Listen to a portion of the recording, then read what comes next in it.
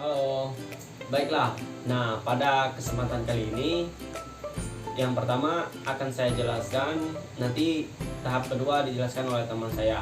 Nah, pertama-tama di sini dalam materi mediasi akan saya jelaskan tentang pengertian mediasi, kegunaan mediasi, jenis-jenis mediasi, serta syarat-syarat mediasi. Nah, dalam hal mediasi ini, yang pertama perlu kita ketahui apa sih itu mediasi. Mediasi di sini ini proses negosiasi pemecah masalah di mana pihak luar yang tidak memihak atau imparsial dan netral bekerja dengan pihak yang bersengketa untuk membantu mereka memperoleh kesepakatan perjanjian dengan memuaskan sesama pihak dari kedua belah pihak. Nah, dalam artian bahwasanya mediasi ini adalah proses penyelesaian awal dari suatu perkara, baik itu dua pihak yang telah didaftarkan ke pengadilan. Nah, tentunya ketentuan mediasi ini diatur dalam peraturan-peraturan pada Mahkamah Agung nomor 1 tahun 2016 bahwasannya mediasi adalah suatu penyelesaian sengketa yang melalui proses perundingan untuk memperoleh kesepakatan para pihak dengan dibantu oleh mediator. Nah, tentunya mediator ini perlu kita ketahui juga, apa sih mediator itu? Mediator itu adalah hanya berfungsi sebagai penengah yang hanya dapat memberikan saran atas pemecah masalah yang sedang terjadi, sehingga tidak dapat memaksa para pihak yang sedang bersengketa untuk menaati dan mengikuti apa yang disarankan oleh mediator. Nah, dari penjelasan ini kita ambil suatu ringkasan bahwasannya mediator tidak memiliki kewenangan dalam pengambil keputusan, akan tetapi ia hanya membantu para pihak dalam menjaga proses mediasi guna mewujudkan kesepakatan kedamaian oleh para pihak yang bersengketa. Lanjut, kita bahas lagi mengenai kegunaan mediasi. Nah, tentunya dari mediasi ini kita bisa mendapatkan perdamaian dari kedua belah pihak. Yang pertama, bila para pihak segan atau tidak mampu merundingkan suatu penyelesaian yang disepakati bersama. Nah, disinilah mediasi berjalan sesuai dengan peraturan atau yang diinginkan oleh para pihak yang bersengketa. Yang kedua, bila para pihak mempunyai pandangan yang berbeda tentang masalah yang mereka hadapi karena salah pengertian. Dan juga yang ketiga, pola hubungan yang tidak berjalan karena adanya kecurigaan, pertentangan, salah persepsi, stereotip, dan kurangnya komunikasi. Nah, disinilah peran mediasi bekerja dalam mendamaikan suatu perkara yang pihak-pihak bersengketa. Adapun yang keempat, para pihak secara sadar atau tidak marah dan ingin membalasnya. Dan yang kelima, tapi para pihak juga merasakan bahwa ada kepentingan yang mereka permasalahkan. Nah, di sini juga proses mediasi bekerja. Dan yang keenam, para pihak dapat menyamakan nilai-nilai sehingga penyelesaian dapat dilaksanakan. Nah, jadi di sini kami mengambil 6 poin bahwasannya kegunaan dari mediasi itu sendiri. Karena apa? Sangat penting sekali mediasi ini dilakukan karena mewujudkan perdamaian-perdamaian ketika terjadi persengketaan di antara orang-orang yang mempunyai masalah. Nah, jadi lanjut ke jenis-jenis mediasi. Jenis mediasi sendiri ada dua jenis atau dua macam. Yang pertama di dalam pengadilan dan yang kedua di luar pengadilan. Pertama, dalam pengadilan diatur oleh peraturan Mahkamah Agung Perma nomor 2 tahun 2003 yang mewajibkan ditempuhnya proses mediasi sebelum pemeriksaan pokok perkara dengan mediator terdiri dari hakim-hakim pengadilan negeri tersebut yang tidak menangani perkaranya. Nah, yang kedua, di luar pengadilan ditangani oleh mediator swasta, perorangan maupun sebuah lembaga independen alternatif penyelesaian sengketa yang dikenal sebagai Pusat Mediasi Nasional. atau PMN. Nah, di sini ada dua pola. Yang pertama itu proses penyelesaian sengketa melalui jalur pendidikan. Nah, di sini litigasi yang mana berisikan waktunya lama, pertikaian, kurang netral, kurang jujur, dan mahal. Nah, tentunya ada perbandingan dengan penyelesaian sengketa di luar pengadilan. Nah, atau ADR ini yang pertama ini murah, hubungannya baik, sukarela, sesuai kebutuhan, rahasia, netral, non-judicial, cepat. Nah, itulah perbandingan antara penyelesaian sengketa melalui jalur pengadilan dan di luar jalur pengadilan. Lanjut, berikutnya ini ke syarat proses mediasi.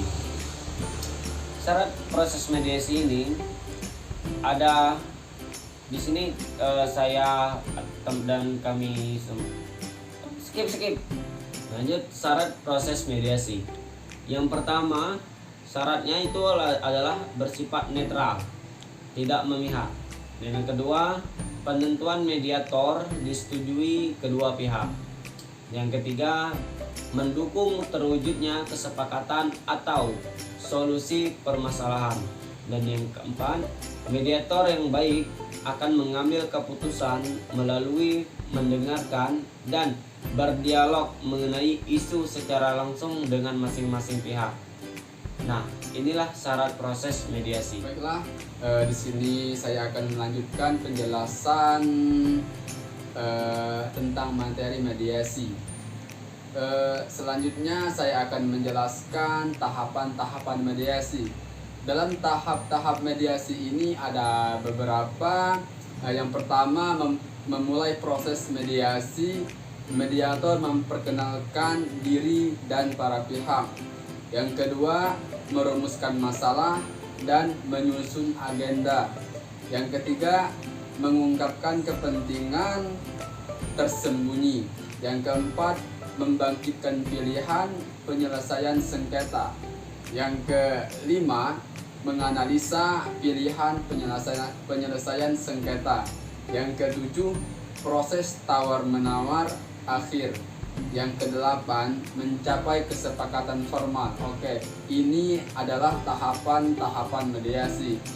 Baiklah, kita akan menjelaskan tahapan-tahapan mediasi. Yang pertama, kita akan menjelaskan tahap yang pertama, yaitu memulai proses mediasi. Yang pertama, cara memulai proses mediasi itu yaitu pertama, mediator memperkenalkan diri dan para pihak. Yang kedua, menekankan adanya kemauan para pihak untuk menyelesaikan masalah melalui mediasi. Yang ketiga, menjelaskan pengertian mediasi dan peran mediator. Yang keempat, menjelaskan prosedur mediasi. Yang kelima, menjelaskan pengertian kaukus. Yang keenam, menjelaskan parameter kerahasiaan. Yang ketujuh, menguraikan jadwal dan lama proses mediasi.